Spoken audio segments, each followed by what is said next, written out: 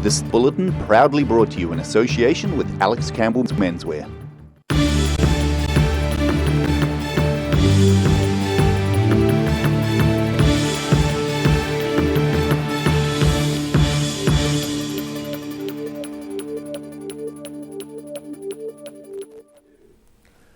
Kia ora, good evening. Welcome to the South today. I'm Daryl Baser. New Zealand is 3/4 of the way through the COVID-19 lockdown, with the government set to review the Level 4 status on Monday, April the 20th. The fight against COVID-19 has opened a new chapter today, with the announcement of human trials of 3 different chemicals to try and treat the virus. Otago University researchers have received nearly $700,000 from a $3.8 million fund into vaccine research. Things are changing for New Zealand as this global pandemic continues to spread, and the South today isn't immune to the issues facing the nation, as we all band together to stop the spread of COVID-19. We at Allied Press thank you for your viewership and understanding at this time, as New Zealand joins the rest of the world in doing everything possible to try and reduce the impacts of the virus. There was mixed news at today's COVID-19 media briefing. The number of new cases is in single digits for the first time, but 2 more people have succumbed to the effects of coronavirus. And there are early results from yesterday's pop-up testing in Queenstown. Shoppers at Pack and Save near Queenstown were offered testing for COVID-19 at a pop-up testing station. 343 sentinel tests were taken at the site in Queenstown yesterday, and more than half had been processed by early this afternoon. The Ministry of Health says of those processed, none have come back positive for COVID-19. Shoppers and staff at the supermarket were swabbed to examine whether there has been community transmission in the resort town. In Queenstown, the South today. Former Dunedin sound engineer and music producer Brendan Hoffman has been living in the USA for more than 22 years and is currently based in New York City. We caught up with him about a fortnight ago as things were beginning to look bad in his adopted home state. But now the situation appears even worse. A couple of weeks on, it seemed like the state government, New York state government, was getting pretty much on top of COVID-19, or was at least being proactive. But just last week we saw there are now mass graves in New York. That's a term for the worst. Yeah, well, it is and it isn't. 2 weeks ago, we knew it was going to get bad, and here we are. It's bad, you know. As far as the mass graves thing's kind of shocking imagery. But point of interest, Hart Island, where they're doing that, has actually been a mass grave for 150 years. It's where all the unclaimed bodies from the morgues go, which is usually 25 a week. At the moment, it's like 200 a week. And so that's why you're seeing that. But yeah, a little point of fact, that's what that island is actually there for. And so a couple of weeks back, you thought the state senator was doing fairly well. Is it still the case? Yeah, well, the governor, Cuomo, I think is still doing a great job. It's difficult times, obviously. He declared today, actually, that we're now going to be locked down through May 15th. So I'm on day 30 with 30 to go now. Also made it compulsory for people to wear face masks when they're out in public areas, grocery stores or, trains, places like that. You have to have a face mask. So, there's still things being put into play here, but things have plateaued. There's slightly less admissions to the hospital. There's slightly less people testing positive. And the deaths are slowly falling. So, it feels like it's heading in the right direction, but it is grim. There's no 2 ways about it. And how about the US federal government? How are they handling it so far? Not doing a bang up job, in my opinion. Yeah, no, unfortunately, I think, not a good job at all. So over here we see bits of Fox News, we see bits of ABC and those. What are the different media organisations showing you in the States?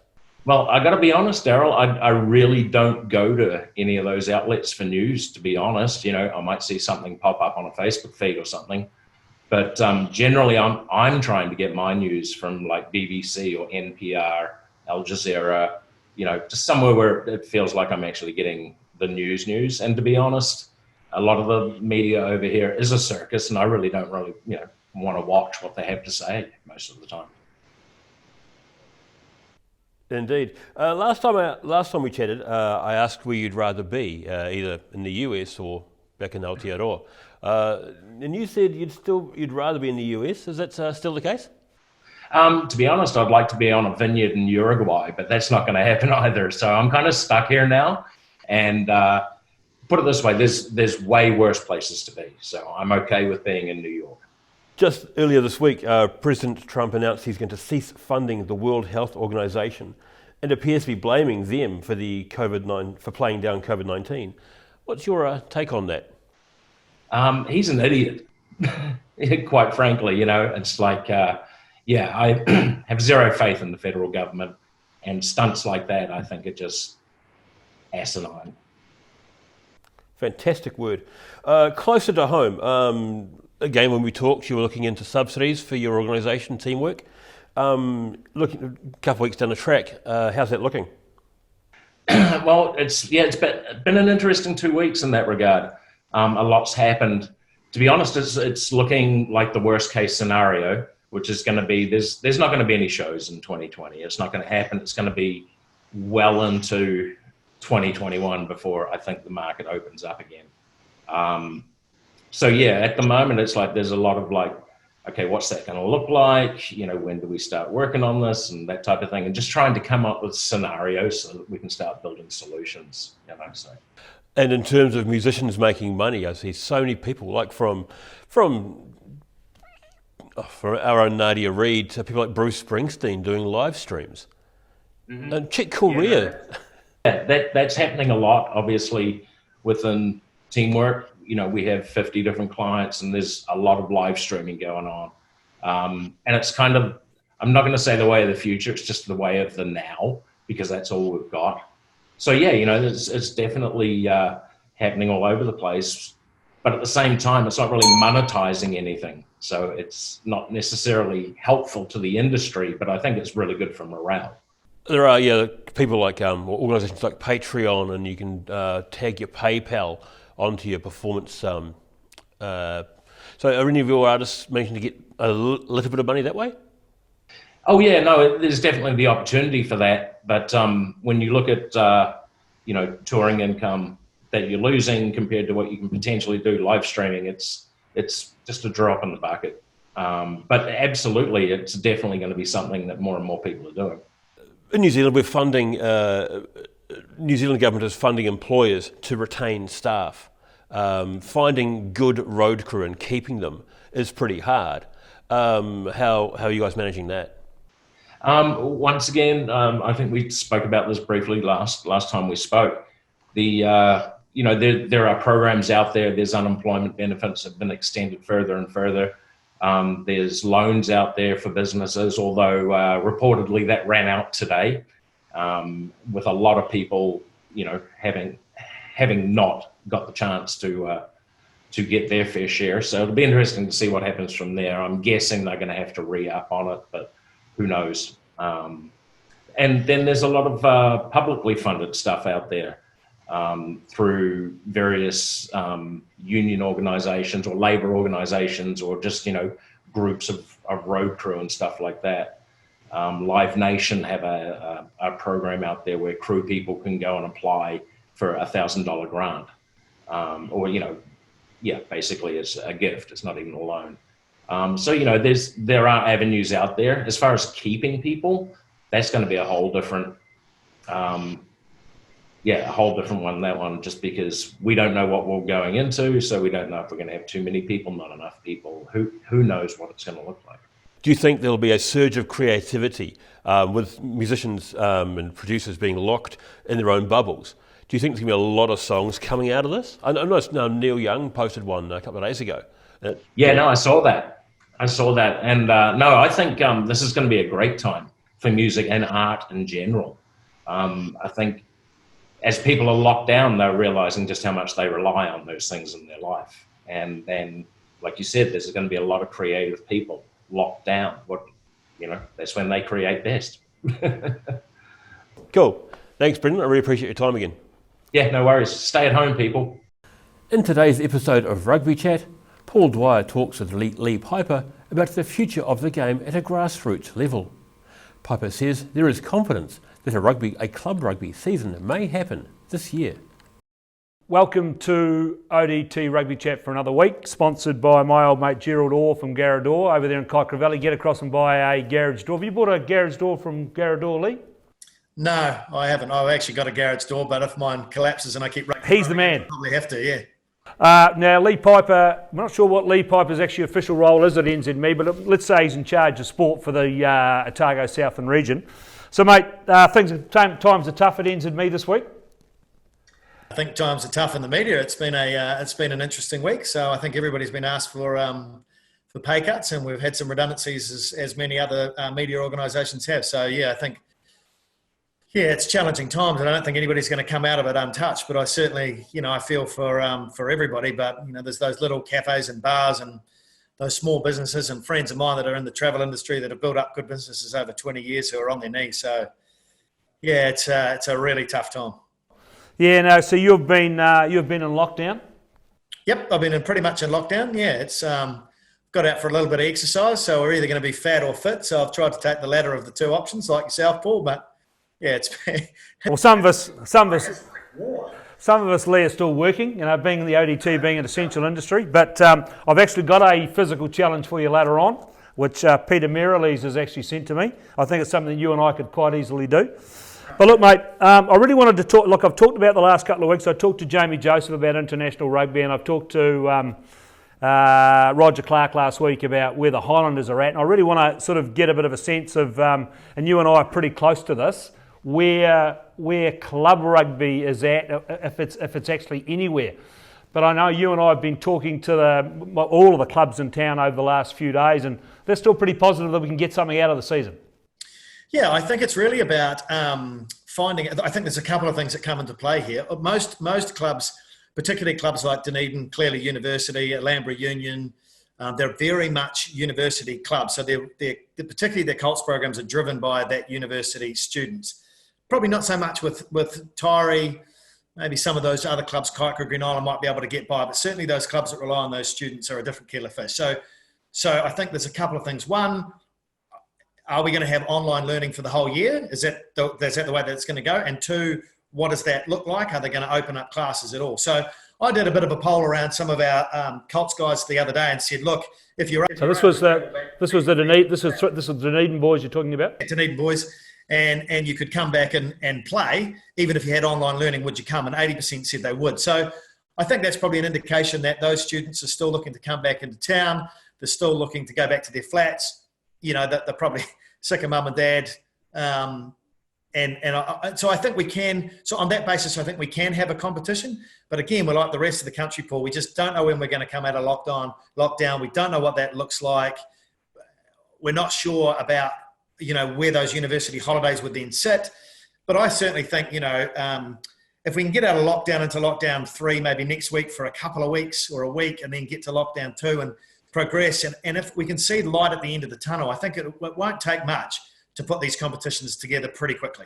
Yeah, so the big worrying factor for me is, because you've talked to aspiring Premier Colts players who take their rugby pretty seriously, happy to train.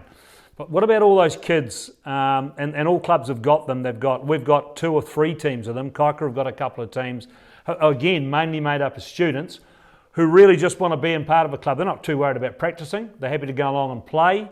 But if they don't play at all this year, are we in danger of just losing them completely? Yep, I think so. I think the real challenge, as you say, is in those junior Colts where they really are playing for a different reason. So you're going to get your guys in all teams who are university students who are serious rugby players are going to come back. I think the guy who just really is having a run around with his mates and a couple of beers is the real group you're going to have to work hard to convince to kind of play. They've not really played. Season's half by gone. They'll turn up in July. It'll probably be cold. So those are the ones that are going to have to work really hard on. And my fear with this, Paul, is that if we don't engage with them in a meaningful way heading forward, they might get to 2021 and go, yeah, I'm not sure. So it's particularly those first years because they come in, they're enthusiastic, they're in a new city, they want to go and play footy with their mates. I think the clubs do a great job of offering them that, all clubs. And second year in, yeah, I might not be as motivated. I hope I'm wrong. So look, and we've both talked to the clubs, and they're all pretty motivated to make this happen because it's got to be pretty hard. Everybody's talking about the Targa Rugby Union applying for subsidies for their staff, etc., and the Super 15 boys are doing exactly the same thing. Clubs aren't in that boat. So clubs are effectively, you've got clubs that are running and owning their own club rooms, which aren't cheap to run. They've got no rugby, they've got no bar take, they've got no sponsorship. Are they in serious doubt if we don't play our rugby of falling over completely? Well, I think you'd have to ask individual clubs on where that sits. I think that the challenge is going to be you can't charge a sub for a whole season when you're playing half a season or no season. From a sponsor's viewpoint, look, I think a lot of the sponsors will stick in there if they can because they love their local rugby club and they'll support them. But every business is going to be affected, as you said at the top, from an NZME viewpoint. There is no, unless you're in a very specific essential service, and even the essential services are affected. Most families are, and so how people consume goods and services is going to be affected. So if you've lost your job or you've taken a wage cut, most of us have taken a wage cut, your ability to go and buy a beer or go and socialise with your mates and have a bet at the TAB or do all of those things becomes less. And so that's the money. I mean, we talked the pokey money. Clubs are completely reliant on some of that trust funding and that pokey money coming in to keep the maintenance up on their clubs. So where's that money gone? So there's going to be some particular, I mean, I don't know the situation of most clubs, but I think there'll be some challenges going ahead. Okay, so look, when I talked to Roger Clark last week, he was still reasonably bullish that they could get a competition up and running and hopefully have that competition up and running in late June, possibly late June, and having a 2-round local New Zealand comp finishing in late August. I think what I'm hearing from the clubs, and one of the things that I've been pushing with those club guys is that the model for us? Are we looking just to run, if we get the chance, to run a 1-round competition with a semi and final finishing in late August? Will that suit our needs this year? I think so. I think anything would suit the needs, really. And I think that I wouldn't get if it was me, I wouldn't get carried away by what the window is. I don't think the window matters now. I think for clubs, it's really just saying, to my point earlier, if there's a university break in whenever the hell it is, July or August, what does that look like? And can we play either sides of that? So I think they're probably looking at one full round, which is, we've got a bye in there. You're looking at maybe a 10-week competition. I think most people are thinking about how do we fit it into 10 weeks. I don't think you worry if it goes into early September. I don't think that's a major issue. You do then run into exams with the university students, which will come into play. But I think there is a place in there. But I think any rugby is going to be good. I think there'll always be an asterisk on the 2020 season for the winner to say, yeah, but there was special circumstances. A bit like when you win the Ranfurly Shield in wartime. There's an asterisk on it. Yeah, but at the same time, you're looking at those clubs, and look, the clubs have all come out and said we're going to run 16s, we're running 5, we're running 4, we're running 8. Look, I think realistically, the clubs, we could be looking at running 2 or 3 teams per club. Yep, I think if you look from a Dunedin viewpoint, I would say we would be fine with 3. I'm not sure that. Sorry, that's the dishwasher's finished. That's the joys of self-isolation. So I think we would run. You could run a Premier 2, and maybe one. Can't believe you've actually put the dishes in the dishwasher. That's very good for you. But yeah, I think most clubs would do that. But again, it depends. It's these some of these clubs with 1 or 2 teams could potentially struggle.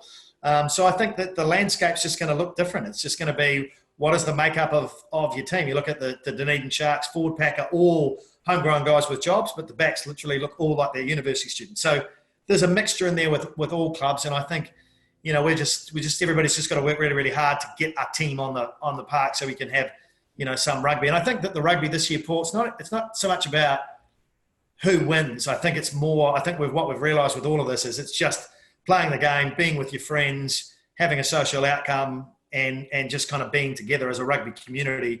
To me, is the most important outcome out of 2020. Look, I was talking to a couple of chairmen this afternoon who even said to me they might struggle because they're made up of students, but they were thinking that they might have to combine with other clubs to put teams together. And I think that would be a sensible outcome if that needed to be the case. Yeah, I think and I don't think anything's off the table. I think these are unique times. As I said, they're almost like warlike. So I think if teams end up saying, look, and we've seen a couple of occasions of it, Paul, haven't we, in some of those Prem 2s or those senior competitions where I think Zingaree combined with Harbour at one point, or I think Green Island and Harbour combined. So I think it's not unusual for that to happen. I just think we might see more of it in 2020, just simply to get a team. Yeah, I just think that's what we're going to be. I know we're going to try and have a Council of Clubs meeting next week where we can discuss a lot of the stuff and hopefully put things together. But the interesting thing will be if we get to the stage where we can actually, the social distancing we'll probably need to get back to level 1 so we can actually start training. It'll be a wee bit harder for clubs because we don't play in a controlled environment. It's not like Super 15 where you can play in an empty stadium and you can basically bar people from coming in. If you're playing at Kettle Park, pretty easy for crowds just to wander up and watch. Yeah, although I think if it's less than 500 people, maybe a Green Island Tyree game out at PJ Park or out at Miller Park might get more than that. But you are right. It's only because they're counting with four. It's only because they're counting with 4 or 5 eyes, Lee. To be fair. Yeah, true. So I think, it comes back to there's a whole lot of factors that we can't control. There's a whole lot of things that we don't know. And until we know those, we're really just spitballing into what it looks like. I think there's a real appetite for rugby from internationals down. But what that looks like, I was talking to someone today and we were saying, it might be that the borders open up between New Zealand and Australia. They might play the Bledisloe Cup Series in November, for example, when they're supposed to be on their northern tours. That might be a possibility. It might be that the NPC's played as a curtain raiser to Super Rugby. I think there's just a whole lot of things, and no one's really sure until they get to a point where they can go, okay, now we know. But in your mind, and I think in my mind as well, I'm still pretty convinced that we are going to play club rugby this year. I think if it was me, I would think you'd be looking at an early July start potentially, and one full round and a semi-final and a final within a university window, if you like, of exams or however that might look. Okay, look, we've just got a couple of things that I said I would announce. We meant to announce this last week. Peter Merrilees from, I think he's at Green Island now, rang me the other day, and he was aware people had to do 25 press-ups over 25 press-ups a day over 25 days. So he took that up at Green Island, and they've decided at Green Island that they need to run, you've got, I think it's 625 press-ups in one day. So Peter Merrilees started this off. By the way, he's an ageing 45-year-old, one of the cleanest rugby players that ever played for Harbour and now playing for Green Island. But he did his 625 press-ups in a day. Apparently 20 kids from Green Island have now done the challenge. Some of the kids, Lee, are doing it in 30 minutes. And I hear on Confident Throw that big Eric Vafuasaga, the infamous Tyree coach of days gone by, but he's now coaching at Green Island, he did 625 press-ups in an hour at 50 years of age. So Lee, I did see the former Southern first five now turn-cutted to Green Island, Ben Patson doing the 25 over 25. I've seen a few of them have a go at it. It's a great cause and something to be encouraged. I've seen Will Henry's knocked out his 25 in 25 days.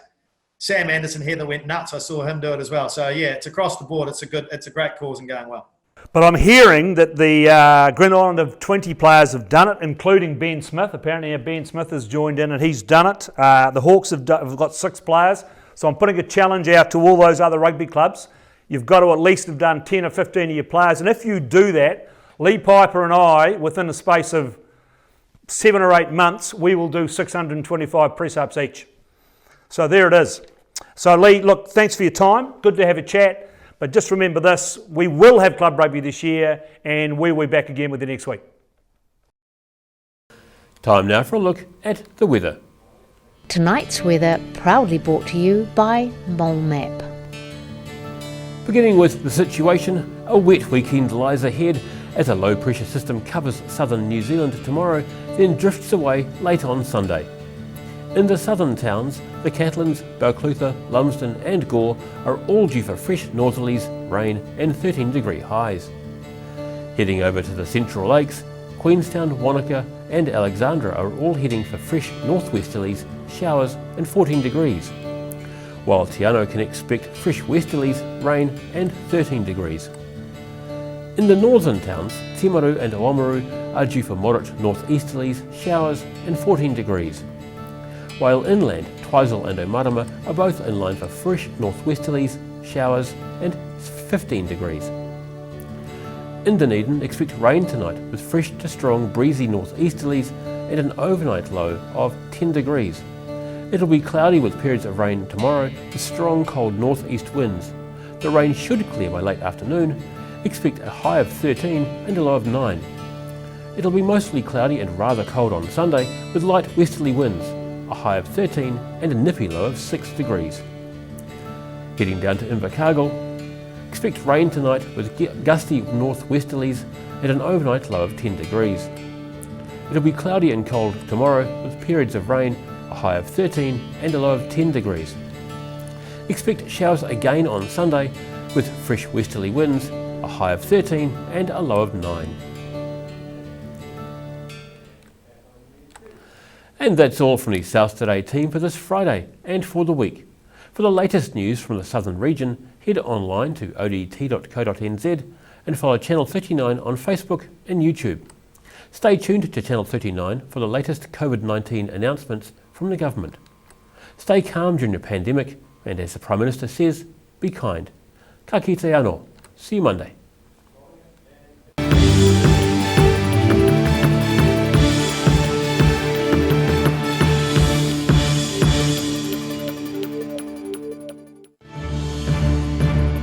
This bulletin proudly brought to you in association with Alex Campbell's Menswear. Supporting local content so you can see more of New Zealand on air.